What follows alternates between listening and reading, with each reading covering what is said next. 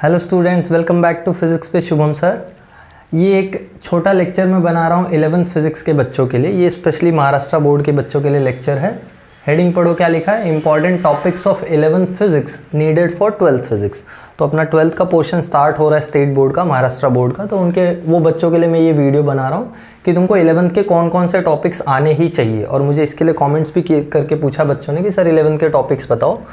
तो देखो, first starting with the first chapter. अगर फर्स्ट चैप्टर में हम लोग देखें यूनिट्स एंड मेजरमेंट्स, तो उसमें से डायमेंशंस का कॉन्सेप्ट थोड़ा तुमको पता होना चाहिए कि डायमेंशंस कैसे निकालते हैं, कैसे मतलब डायमेंशनल एनालिसिस थोड़ा तुमको आना चाहिए, बस इससे ज़्यादा नहीं।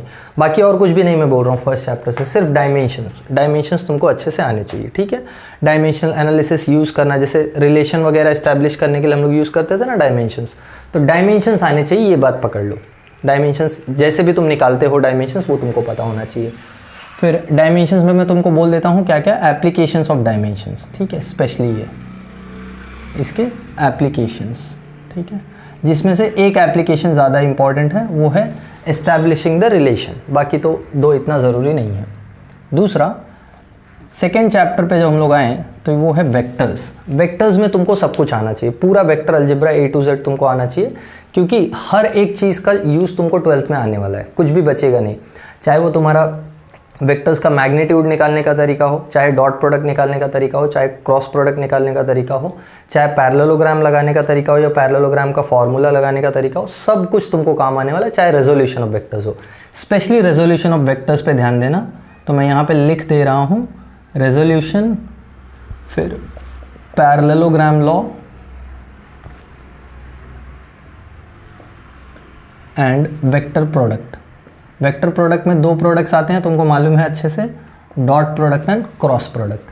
तो वेक्टर्स में तुमको इतना चीज़ आना चाहिए, रेजोल्यूशन, पैरेललोग्राम लॉ और vector product. Resolution is very very important. Resolution नहीं आएगा तो पूरा मैकेनिक्स हाथ से चला जाएगा, ये याद रखना।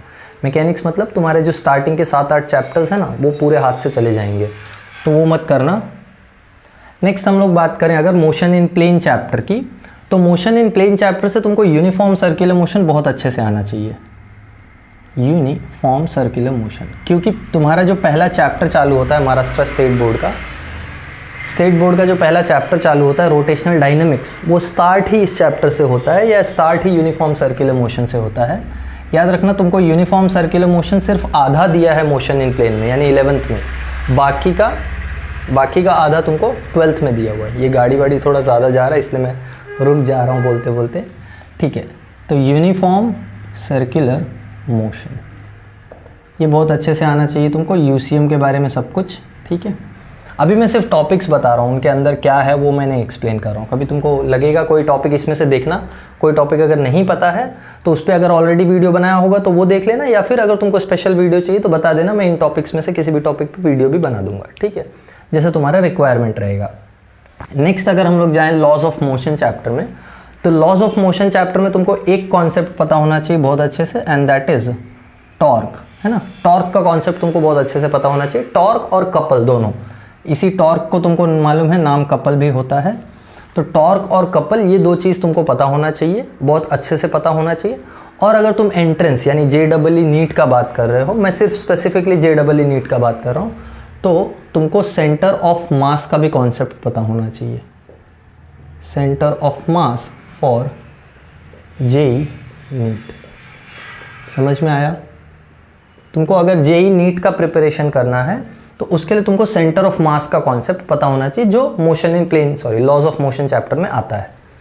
फिर अगले चैप्टर पे अगर हम लोग आएँ, तुमको मिलेगा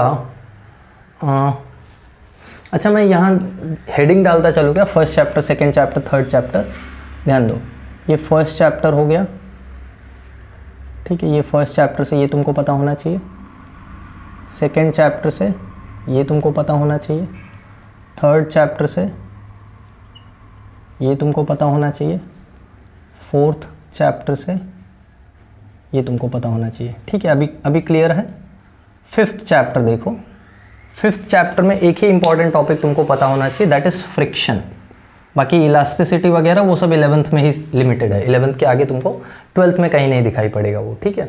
तो फ्रिक्शन तुमको बहुत अच्छे से आना चाहिए। फ्रिक्शन में काइनेटिक और रोलिंग फ्रिक्शन, जिसमें से लिमिटिंग वैल्यू ऑफ फ्रिक्शन पे ज़्यादा ध्यान देना, लिमिटिंग वैल्यू ऑफ फ्रिक्शन, ठीक है। ऑलराइट, नेक्स्ट जाते हैं 6th चैप्टर पे। 6th चैप्टर कौन सा है, एक सेकेंड रुको मुझे देखने दो। अच्छा, बीच में एक चैप्टर हमने छोड़ दिया, ग्रेविटेशन। ग्रेविटेशन से कुछ भी नहीं आएगा, ठीक है, ग्रेविटेशन से कुछ भी नहीं आएगा। तो 5th चैप्टर ग्रेविटेशन था, ग्रेविटेशन से कुछ भी नहीं है, डायरेक्टली 6th चैप्टर से है। फिर आता है अपना 7th चैप्टर। 7th चैप्टर अपना है थर्मल प्रॉपर्टीज ऑफ मैटर। उसमें एक चीज़ तुमको पता होनी चाहिए बहुत डिटेल में, that is specific heat capacity. ये याद रखना, specific heat capacity for gases, ये बहुत ज़रूरी है। ये तुमको काम आएगा kinetic theory of gases chapter में और थर्मोडाइनमिक्स चैप्टर में, जो तुम्हारा 12th का दो बहुत मेजर टॉपिक है या बहुत बड़ा बड़ा चैप्टर है, ठीक है। तो ये specific heat capacity for gases तुमको बहुत अच्छे से पता होना चाहिए। और तो उस चैप्टर में ऐसा कुछ है नहीं जो 12th में यूज़ होगा या जो 12th में नहीं आया तो नहीं चलेगा, ऐसा नहीं है, बाकी सारी चीज़ें चल जाएंगी। आते हैं 8th चैप्टर पे। 8th चैप्टर मेरे हिसाब से साउंड है। साउंड में से भी कुछ भी तुमको याद रखने का ज़रूरत नहीं है। हाँ, 8th चैप्टर साउंड है। साउंड में से भी कुछ भी तुमको पढ़ने का ज़रूरत नहीं है, क्योंकि साउंड से रिलेटेड कुछ भी नहीं आएगा। हाँ, अगर तुम CET दोगे तो साउंड से रिलेटेड या इन सारे चैप्टर्स जो मैंने छोड़े हैं, जैसे ग्रेविटेशन जो मैंने छोड़ा है, उससे रिलेटेड क्वेश्चंस आएंगे। मैं CET का बात ही नहीं कर रहा हूँ या एंट्रेंस का बात ही नहीं कर रहा हूँ, मैं स्पेसिफिकली 12th का बात कर रहा हूँ। तो ग्रेविटेशन से कोई टॉपिक्स नहीं है। आते हैं 9th चैप्टर पे। अच्छा, 9th चैप्टर भी ऑप्टिक्स है, ऑप्टिक्स से भी रिलेटेड कुछ भी नहीं है, ठीक है। नेक्स्ट आते हैं 10th चैप्टर। समझ में आया ना? 8th चैप्टर से कुछ भी नहीं है। कौन सा चैप्टर है? 8 साउंड। साउंड से कुछ भी नहीं है। फिर तुम्हारा 9th चैप्टर ऑप्टिक्स। ऑप्टिक्स से भी कुछ भी तुमको 12th में इंपॉर्टेंट नहीं है। अब आता है 10th चैप्टर। 10th चैप्टर है तुम्हारा इलेक्ट्रोस्टैटिक्स, है ना? यस, 10th चैप्टर है इलेक्ट्रोस्टैटिक्स। इलेक्ट्रोस्टैटिक्स से तुमको इलेक्ट्रिक फील्ड के बारे में सब कुछ आना चाहिए। इलेक्ट्रिक फील्ड के बारे में, चाहे वो पॉइंट चार्ज की इलेक्ट्रिक फील्ड हो, चाहे वो डाइपोल की इलेक्ट्रिक फील्ड हो जो हमने कैलकुलेट की है। दूसरा चीज़ जो तुमको आना चाहिए वो है Gauss's law. This is very very important. ये दो चीज़ तुमको कंपलसरीली आनी चाहिए, इलेक्ट्रिक फील्ड और गॉसेस लॉ। ये दो चीज़ नहीं आएगा तो 12th का इलेक्ट्रोस्टैटिक्स नहीं आएगा। ध्यान रखना, 11th का इलेक्ट्रोस्टैटिक्स जहाँ से खत्म होता है, 12th का इलेक्ट्रोस्टैटिक्स वहीं से स्टार्ट होता है एग्जैक्टली। तो ये चैप्टर में से इलेक्ट्रिक फील्ड और गॉसेस लॉ दो चीज़ तुमको क्लियरली पता होनी चाहिए। 11th चैप्टर है तुम्हारा इलेक्ट्रिक करंट थ्रू कंडक्टर्स, जो हमने अभी अभी ख़त्म किया है। इलेक्ट्रिक करंट थ्रू कंडक्टर्स में से तुमको जो चीज़ पता होनी चाहिए, ज़रा देखो। मेरे हिसाब से तो आई डोंट थिंक कुछ इतना इंपॉर्टेंट उसमें है जो 12th में आगे कंटिन्यू हो रहा है, बट हाँ थोड़ी बहुत चीज़ें, जैसे एग्जांपल पावर का फॉर्मूला है ना, पावर का कॉन्सेप्ट या इलेक्ट्रिकल पावर जिसको हमने बोला था, इलेक्ट्रिकल पावर का कॉन्सेप्ट, ये बहुत अच्छे से पता होना चाहिए। और combination of resistors, this is very very important. Combination of resistors को कंबाइन करेंगे तो कैसे आंसर आता है, सीरीज या पैरेलल कॉम्बिनेशन में, ये सब हमने डिटेल में देखा था, ठीक है। अगला चैप्टर है magnetism. Now magnetism is very important. This is 12th chapter. 12th chapter magnetism से तुमको मैग्नेटिक फील्ड के बारे में सब कुछ पता होना चाहिए। मैग्नेटिक फील्ड के बारे में सब कुछ पता होना चाहिए। अच्छा, एक बात ध्यान रखना, यहाँ मैंने इलेक्ट्रिक फील्ड लिखा है, यहाँ मैग्नेटिक फील्ड लिखा है, तो फील्ड मतलब सिर्फ फील्ड नहीं, फील्ड लाइंस के बारे में भी तुमको पता होना चाहिए, क्योंकि फील्ड लाइंस ही फील्ड को रिप्रेजेंट करती हैं। तो फील्ड लाइंस की प्रॉपर्टीज़, मैग्नेटिक फील्ड लाइंस की प्रॉपर्टीज़, ये सब तुमको पता होनी चाहिए अच्छे से, ठीक है। वैसे ही तुमको और क्या पता होना चाहिए, हाँ मैग्नेटिक फील्ड इतना पढ़ लो, बहुत ज़्यादा हो जाएगा। तुमको अर्थ्स मैग्नेटिज्म से रिलेटेड कुछ भी नहीं पढ़ना है। तो जो नहीं पढ़ना वो टॉपिक्स मैंने यहाँ लिखे ही नहीं है, ये बात याद रखो। जो नहीं पढ़ना वो टॉपिक्स मैंने यहाँ पे लिखे ही नहीं है। तो मैग्नेटिक फील्ड याद रखना। मैग्नेटिक फील्ड किसकी वजह से हमने निकाला? हमने डाइपोल की वजह से निकाला है। तो डाइपोल की वजह से मैग्नेटिक फील्ड, और टॉर्क ऑन अ डाइपोल, ये वाला भी कॉन्सेप्ट, ये भी कॉन्सेप्ट है ना तुमको चैप्टर में। तो टॉर्क ऑन अ डाइपोल ये भी तुमको पता होना चाहिए। 13th चैप्टर है तुम्हारा electromagnetic waves and communication system. इससे तुमको कुछ भी पढ़ने का ज़रूरत नहीं है 12th के लिए। 12th में इससे रिलेटेड कुछ भी नहीं आएगा। लास्ट चैप्टर है semiconductors. This is very very important. Semiconductor से रिलेटेड तुमको पूरा चैप्टर आना चाहिए या complete chapter, okay. Specially PN junction diode,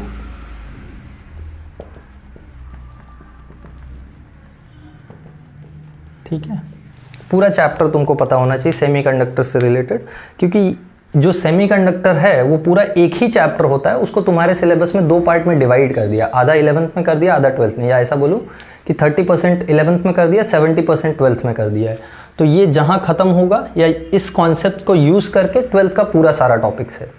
तो ये इतने टॉपिक्स हैं तुम्हारे 11th के। मैंने चैप्टर का नाम रख दिया है, कौन सा नाम मतलब नंबर दे दिया, ये तुमको मालूम है, तुम्हारे बुक का बात कर रहा हूँ मैं। जिसको नहीं पता है कौन से बुक का बात कर रहा हूँ मैं, ये वाले बुक का बात कर रहा हूँ, ये। और ये तुम्हारे चैप्टर्स का लिस्ट, इसी से मैं बता रहा हूँ तुमको, ठीक है। तो ये तुम्हारा बुक और ये चैप्टर्स का लिस्ट, मैंने चैप्टर्स का नंबर डाला हुआ है, उनसे रिलेटेड टॉपिक्स जो तुमको आने ही चाहिए। These are must know topics या यू मस्ट नो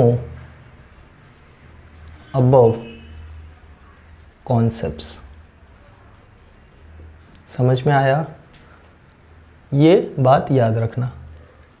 ये कॉन्सेप्ट्स अगर तुमको समझ में आए हैं, ये कॉन्सेप्ट्स अगर तुमको पता है, तो तुम्हारा 12th का फिजिक्स एकदम सिंपल तरीके से निकल जाएगा। सिंपल तरीके से बोलूँ मतलब मेहनत करोगे तो निकल जाएगा, ऐसा कोई वो नहीं है।